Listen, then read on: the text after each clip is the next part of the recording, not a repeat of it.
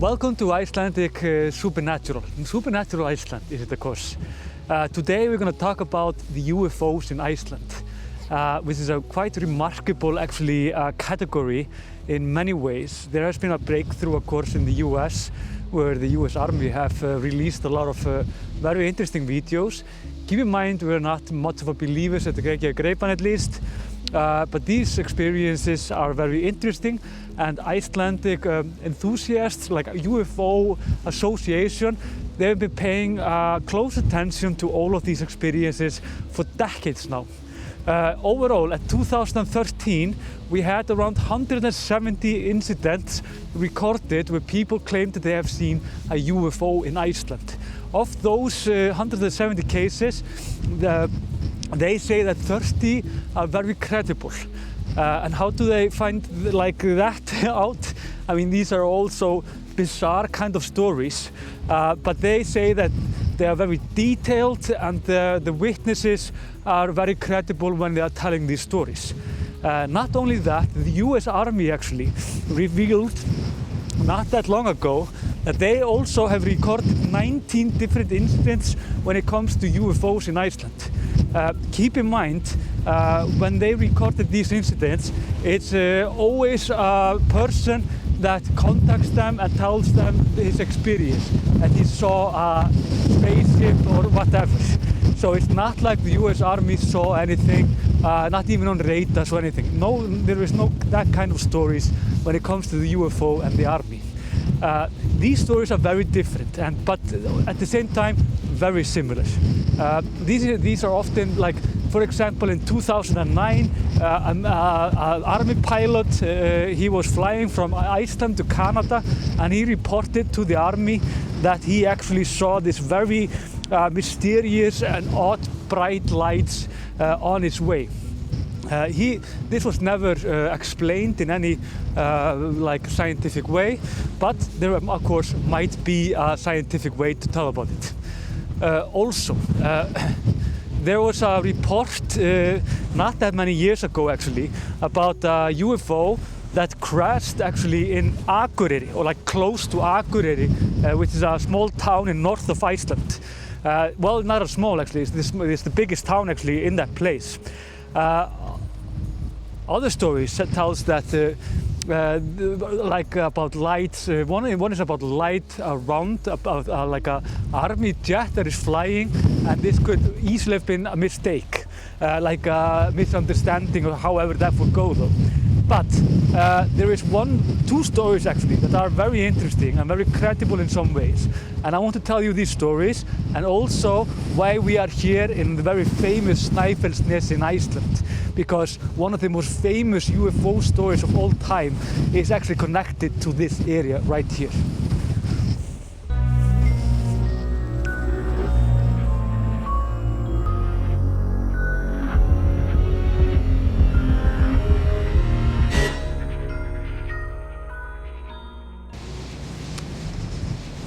One of the most famous stories that have been told about the UFO, it was told by a man, a sailor called Örn Þorláksson. Now, this man, he was a sailor. And he was a sailor, old school kind of a sailor, and he saw this, what he saw, in the early 80s. He was sailing not far from Víki Mýrdal. We call it Dyrhóla Ey. It's an island. You can even, if you go to the place, you can find it very easily. This man was sailing there with his first mate, but in the night they were just, they were on like the night shift. The night was absolutely beautiful, very unlike the weather right now. There was no wind. The sky had no clouds, very unusual actually for Iceland, especially in the winter. And they were sailing, and it was a very nice evening, more or less, of the night. But this Örn, this sailor, he was with his first mate, and they were steering the ship. When he saw a white flare in the sky, And the thing is with flares, the first thing that the sailor actually think about is not, is this UFO? They thought that this was a flare, like an emergency flare. So what they did actually is that he went to the first mate and he told him straight away, I saw a flare, but the odd thing is it was white, it was not red like they always are. And then he actually added, it's probably some, and he used a very nasty curse, like it's probably some assholes just playing a prank. Because when it comes to these flares, it's nothing to like, you should not mess around with it, because this can be very serious. So he didn't really think much about it and kept on working.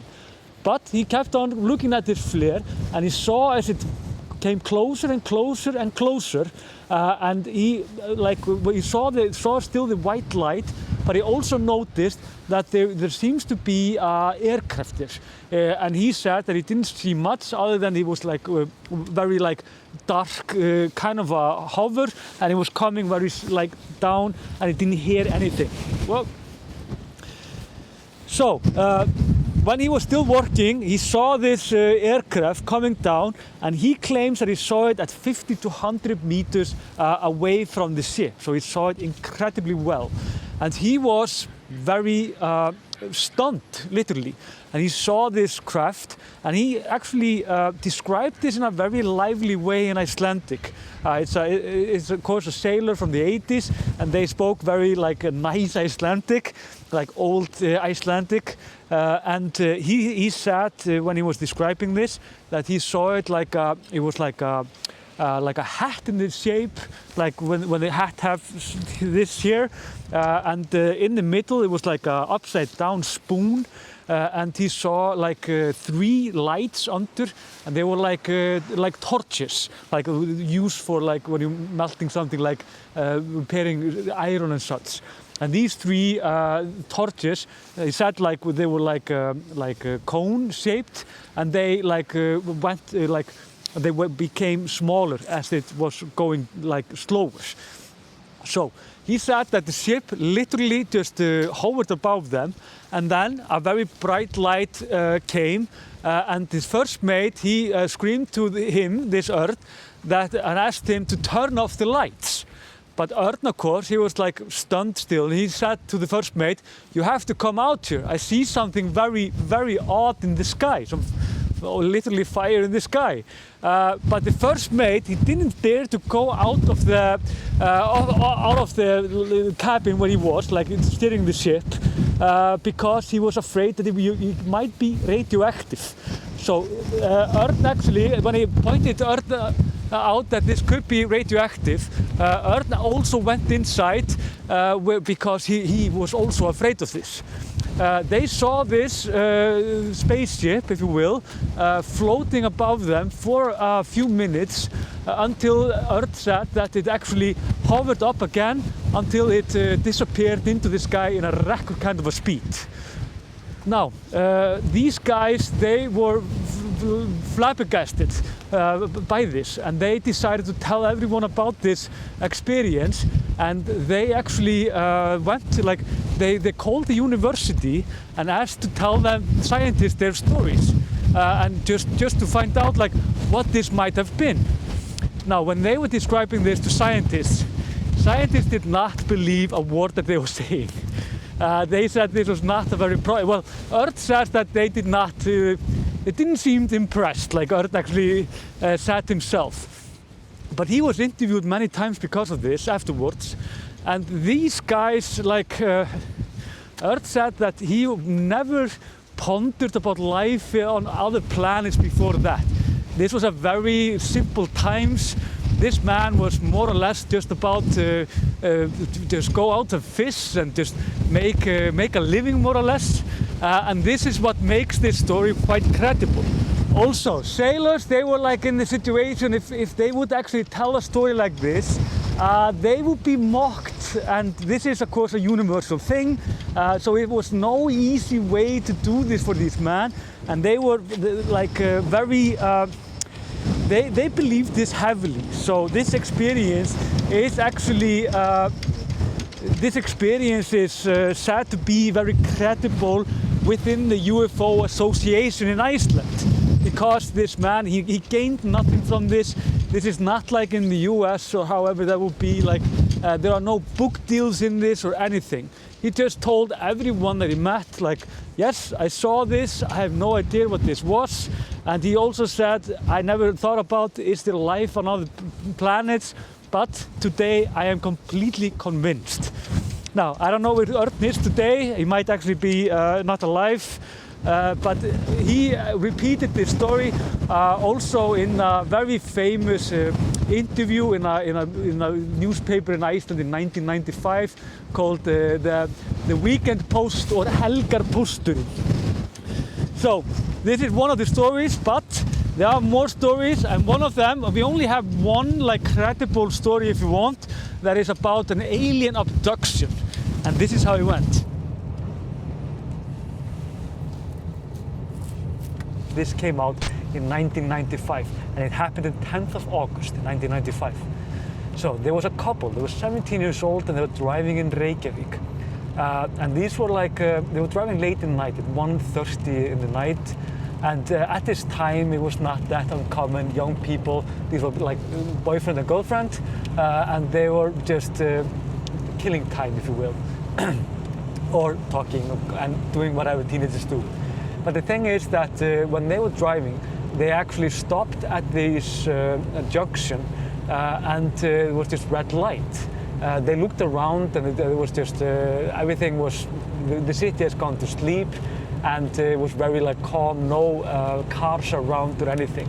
And at this time, 1995, this was not uncommon at this time in Reykjavík. So what happened then is that they all of a sudden saw a white light, like literally just like lightning the car, like a flare. And they were very, very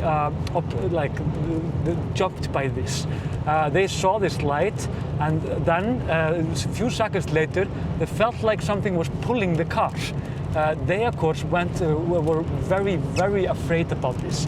So afraid actually, that the boy, he stepped on the gas and he drove over the red light and tried to get away, which he did. But here's the creepy part. When they were driving away, they noticed that the time, it was not 1:30 anymore, it was 2 o'clock. They had lost 30 minutes of their life and they had no idea why. So this actually came out in the media just 10 days later. Then they were looking for witnesses, like if anyone saw what happened this night, if anyone was around or anything. And this was in all the newspapers in Iceland, and there was even an interview with a girl, but the girl didn't want to come out under her own name, so she didn't have any name in the interview.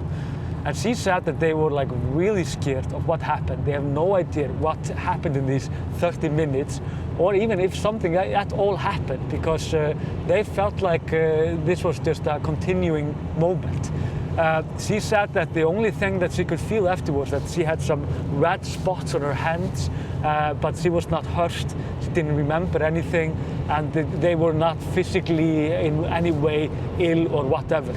So, of course, no one saw this, there were no witnesses that came out, but in the news there was like, at least in Morgunblaðið, the morning paper, which was the biggest newspaper at the time, they said that this, like without saying this, it felt like a trick from this UFO Association, where they were in fact just publishing their own, they have a board meeting where everybody is welcome to come, and that meeting was just in the same month.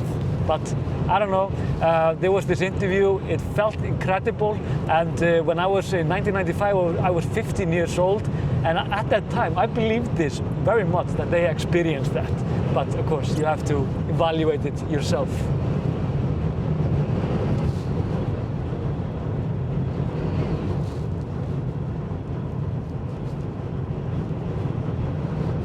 The oddest story of them all, though, when it comes to aliens in Iceland, is not really about aliens. It's really about people and hype. This is a story that started in 1993, and you remember the 90s. It was the decade of aliens. X-Files was as popular as ever. Independence Day was coming out a few years later. everything was about space. So a lot of people believed there was like a basically explosion when it came to like alien beliefs, and there were even cults like the Heaven's Gate and so on. But the thing is, in Iceland there was a conference related to a movie called Fire in the Sky. This movie was about an abduction of two men, a man that had like very bad time, hard time, an American man, people, and it was a very like, it was considered as a true tale, and it was very controversial in some ways. So this conference was held in Iceland, again this UFO Association in Iceland that were responsible for that. And a lot of people from other countries came to this, and among them was Michael Dillon, a man from the UK. That he said that he had a very special relationship with aliens. He could talk to them, hear them, and they would tell him, and he was convinced that he had a special role when it came to connecting aliens to Earth. So in this actually conference, it was held in Reykjavík in 1993 in August. They were a little windy here, as you can notice. So it's windy, so it goes. So this conference was held in 1993 in August, and there was a guy actually that like he was a smash hit in this conference, and he claimed that he was in this area here in Iceland, in Snæfellsnes, close to the glacier Snæfellsjökull, and he saw a alien aircraft land here, an alien coming out. Now, the Icelandic media, they actually reported this story, but they mocked him at the same time. They said there were no witnesses, well, except the sheeps around. So this was of course not taken very seriously, but in this conference there were people that took this very seriously, and an idea was forming. A lot of them said that they could talk to aliens, that there was a possibility that aliens would actually like visit Iceland and Earth in a public way for the first time ever.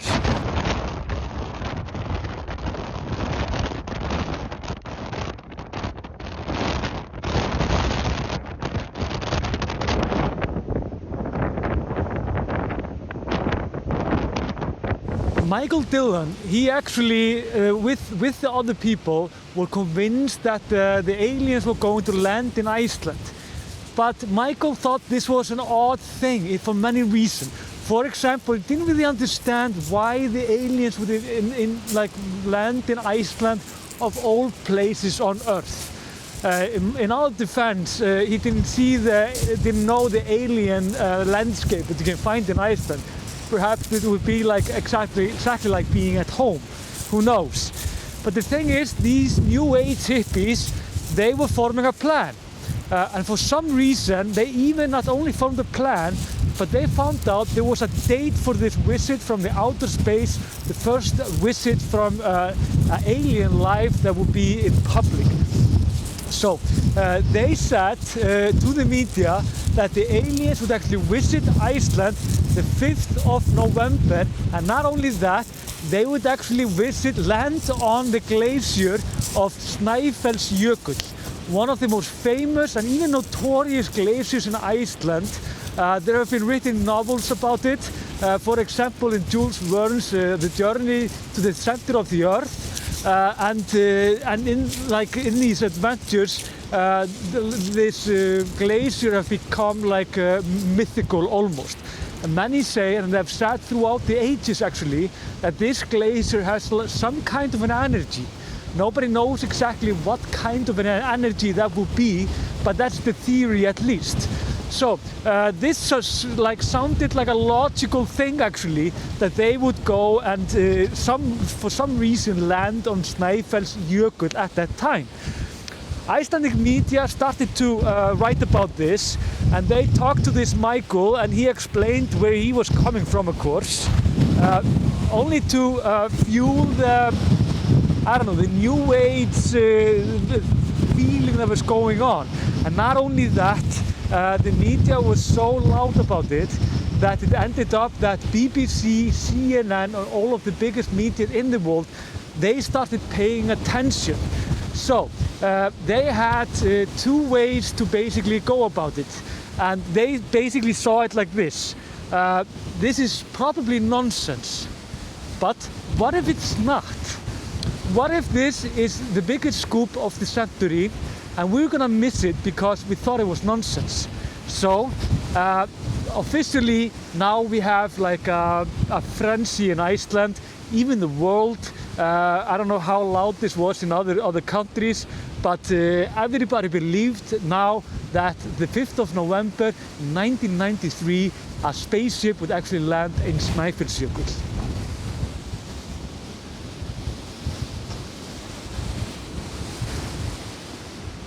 These New Age people, they actually didn't go to the glacier like the Icelandic people. What they did actually is that they went to this small town here, and this town is called Hellnar. These people were like hippies on steroids, and you remember these types, many of you. These are people from the 90s. They thought that they could speak to aliens, they could hear them or feel the energy from the glaciers. Of course, I'm not mocking this. This is as absurd as just seeing some odd bright light in the sky, of course. But what they did actually is that they were here, but they were very offended by how Icelanders went about when they were in the glacier.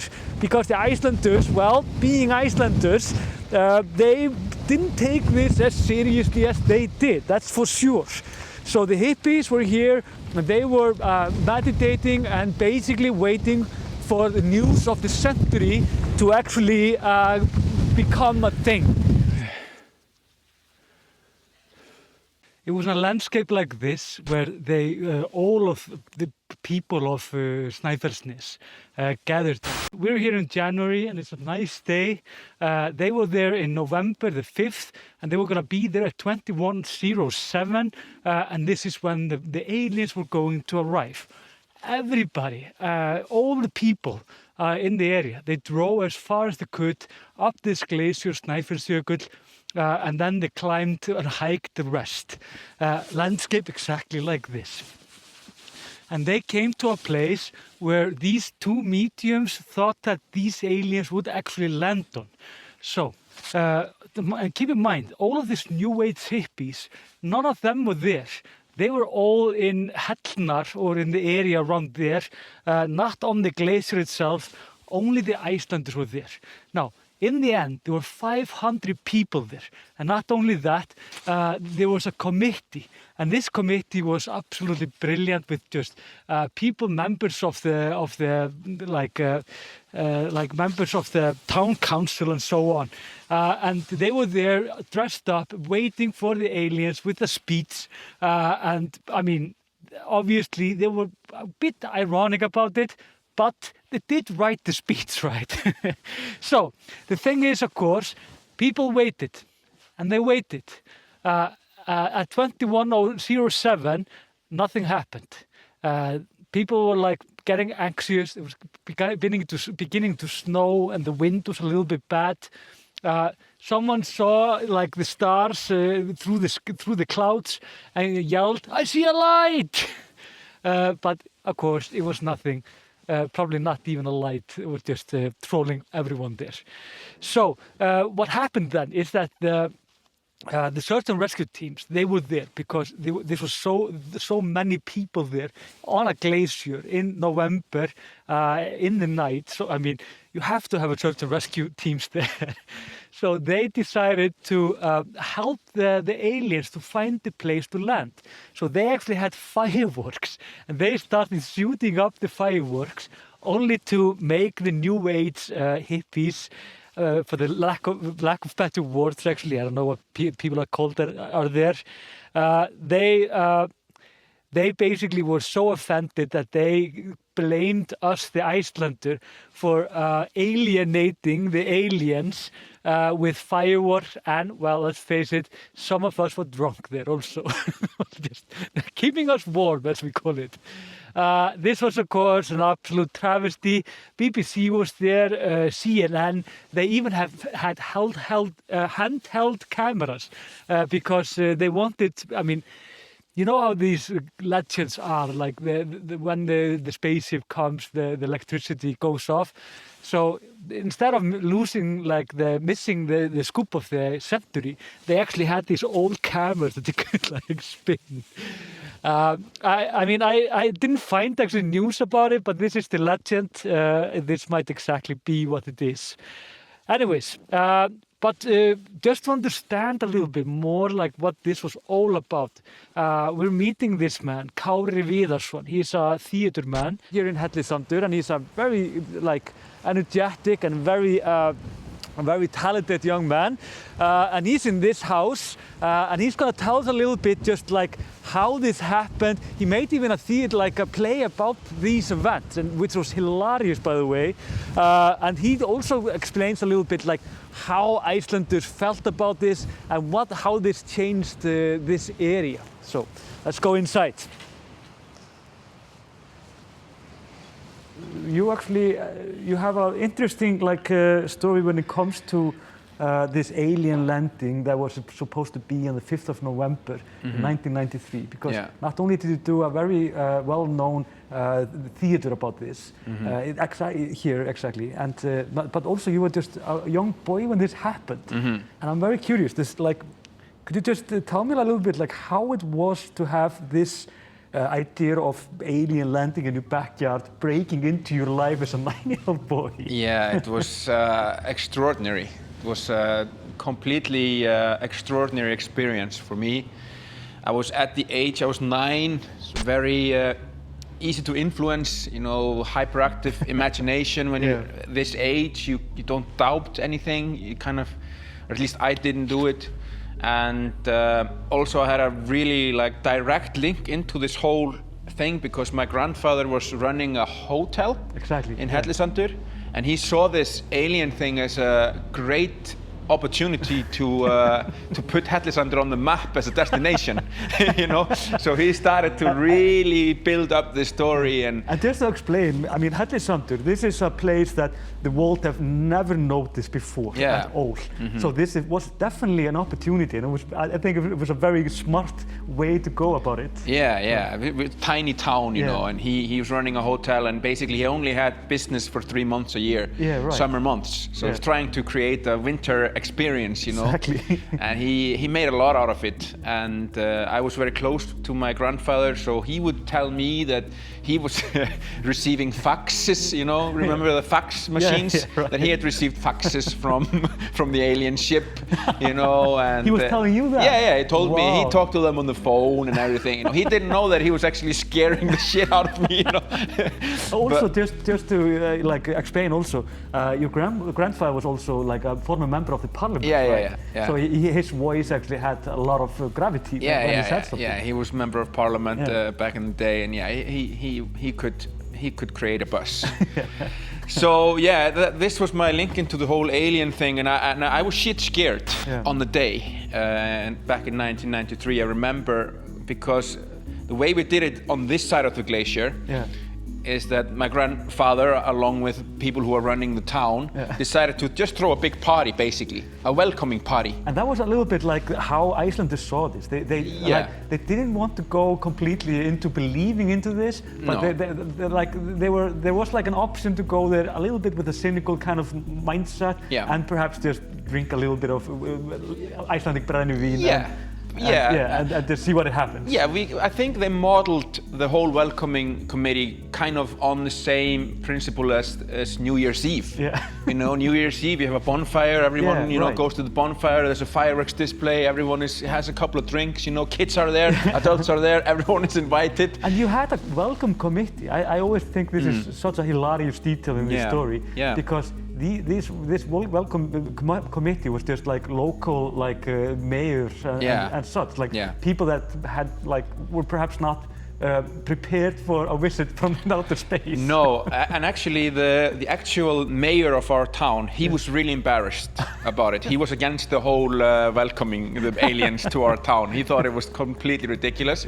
So he left town He just left town. Yeah, while he they were left doing town this. during the period of the alien landing. He went somewhere to Reykjavík or something. I did an interview for my show with him, and he said, "No, I was just too embarrassed. I didn't want to be there." So he wasn't a part of the committee, but the rest of the members of the town council, they were in the committee. And Omar, he's the father of one of my best friends. He was in the town committee, and he was chosen to actually welcome the aliens. So he was wearing a tuxedo. Really? And he had a speech and everything. Really? Yeah. And it was on the news and everything. Have you seen that speech? Yeah, I saw that speech. I modeled my own speech in the show on his speech. Yeah. Well, what did he say in the speech? It was about, being friendly, being friends, Yeah. And that was also like a huge part of this idea that, like for example, perhaps just let's start with like how on Earth, literally on Earth, did they get the date and this time? It was a very exact date and a very exact time, and I never understood where did this come from? Yeah, it came from two separate people who had visions. Yeah. One was a woman and she was in Canada, and then there was a guy, I think he's from the UK. So they had similar visions about an alien landing in Iceland on top of the glacier, and they both had this very specific time for the landing, 7 minutes past 9. Yeah, exactly. In the evening. Yeah. And this is the reason why it kind of started to roll, this snowball, because... so they thought that because they dreamed, two people dreamed the same time and date. Yeah, and they didn't kind of know each other. Yeah. So this is kind of how it started. Yeah. And that's why I think it got so big, and media caught onto it. We had like international big channels coming here, to cover this thing. But the thing is that we had completely two different types of welcoming ceremonies. One was on this side with the locals, with the people who live here, my granddad and the welcoming committee and the kids and fireworks. And then on the other side, that's where the believers were. Okay. They stayed in Hellnar, and they were like more somber. Some energy stones, holding hands, chanting, stuff like that. Yeah, so they were not like with the Icelanders, with the locals. No. They were completely separated from that. Yeah. I'm sure there were a few Icelanders involved there. Yeah. But it was a different atmosphere for sure. Was it because there was a different atmosphere and they felt that the Icelanders were perhaps approaching this from a very kind of a cynical kind of a view, or was that the main reason? Or? I think so. I think in the end, they were quite unhappy. Yeah, the people that were on the other side of the glacier, they were really unhappy with our approach because they told the media, for example, that we had scared them away. I mean, if you're gonna land your spaceship on a glacier and then you're welcomed with like a fireworks display, basically like explosions, like bombs, it's not really friendly, you know.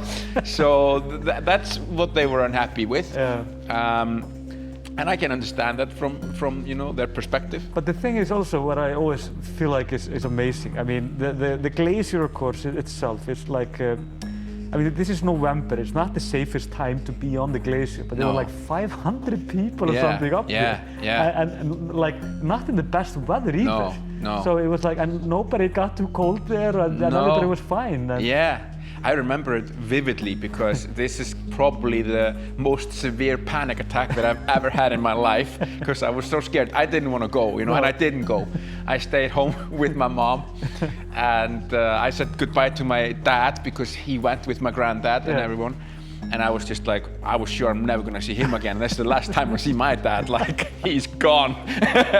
And we stayed home, and I watched it from our living room window, and we have a really nice view of the glacier. And the lights from the cars, you could see them like running like so long down the whole glacier. Unbelievably cool. I've never seen it before or since, because this is not a road commonly driven. No, right. And then that made it all like really real, like watching it from my window and seeing the lights and being like, oh my God, everyone is going there. This is huge. This is so scary.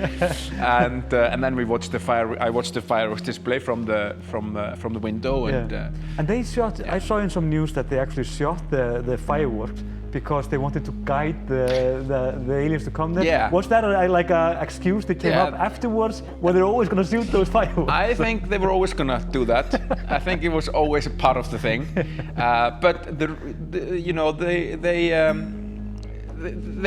they made it their logic, you know. Yeah, we're trying to guide them, you know, just like you shoot.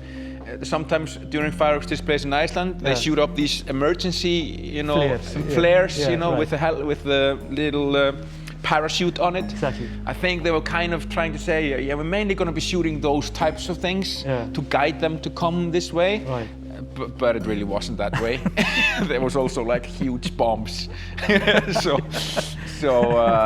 Yeah, we were trying to, you know, make people not, you know, dislike it too much. What effect did this have on the society? Is this like, this was a huge event, and our minds go back and back to this story.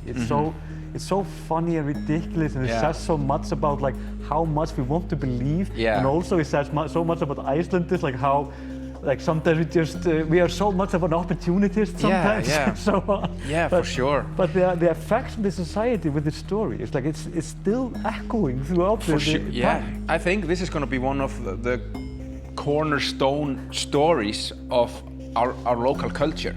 This particular event, because it was really big, and it really changed a lot of things for us. Kind of changed our identity for a lot of people, because we became, you know, alien land, you know, alien community or whatever territory, and I think people are proud of it mostly. I mean, apart from the then mayor who was embarrassed about it, but I think everyone else enjoyed it. It was a fun event, and we keep it in our minds here. You know, it's in our history now, and for me, especially as a theater maker and a storyteller here, this is probably one of my most favorite stories to tell. And especially in the play itself, where we basically it's a true story, and it's all of the script is just based on what actually happened, and interviews with people that were actually there, and to make that show and then come out of it, and we're talking to the crowd after the show, and they always asked like, how the hell did you think of this? And I'm just like, I didn't think of this. This actually happened. This is real life. And they're like, no fucking way. This did not happen this way. Yes, it did. And it's insane. You know, the best fiction is just usually reality. You know? Right, exactly. And tell me one other thing. The thing is like, I always see also, like when I go back to these news, it's like they choose this place of all places on Earth, to be honest, Snæfellsnes, because of the good energy around it. Now, the glacier is, of course, incredibly famous, like through literature, and it's amazingly beautiful glacier. But I never understand, what are you talking about when they say it's like has good energy? Like, what does that even mean? This is very hard to explain. But I think when you live in this area, you feel it. You feel the energy. I think mostly when you're missing it. You know. Right. Like, for example, if I have to go and do projects somewhere else, like in Reykjavík or something, that's where I start to feel like, oh, I miss the glacier, and I miss the.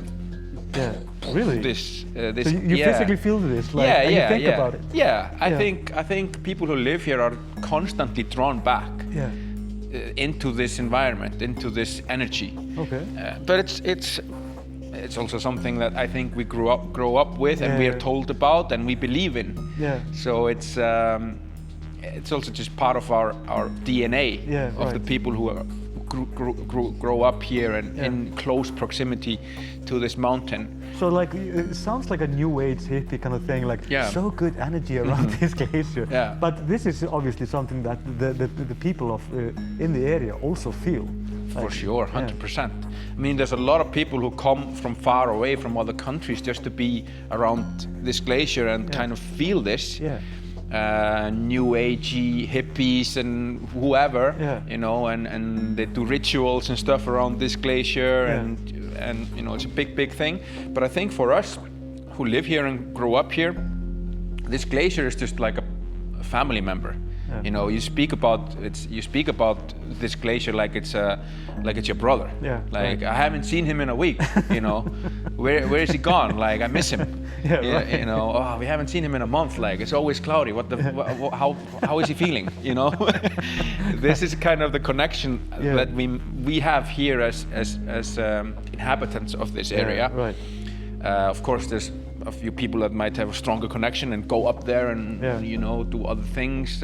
But in general, when you have this glacier in your face all the time, it just becomes a part of yourself, really. Right. Yeah.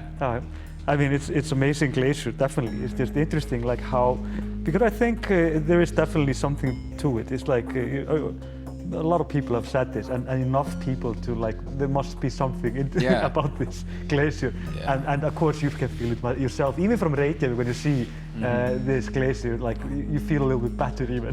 For sure. Like, yeah. For me, seeing it from Reykjavík is like, oh yeah, it's like, it's like going to a petrol station, you know. It fills me up with a little bit of energy if I can see it from far away. Right. But I think it's also pretty evident now that the glaciers are declining. Yeah, right. We're seeing them receding every year, and we see it very vividly here. Yeah, right. You know, because we're so close, and every summer we see a little bit less of snow. You know, every summer, and this has also an effect on us. Because we care about this mountain. You know, we care about our environment, and I think, you know, for people who don't believe in global warming, they should stay here for 2 years. Yeah, right. And just see the difference, and maybe photograph it. It's pretty obvious. One last question. I'm wondering. I know it's a bit nasty question, perhaps, but do you believe in UFOs yourself, or like intelligent life in other planets? Not like microcosmics, but like people that, like aliens that can drive spaceships through time and space. Yeah, I think I do. Okay. Yeah, I find it hard to not believe in it, because I don't know how big the universe is. You know, I don't think we know that yet. Maybe someone does, but I don't, and I feel it's so big, there must be. Yeah. We are not the top of the, I mean, come on. The human race is not the top. If we are, it's pretty sad. I think there must be someone a little bit better than us. Come on.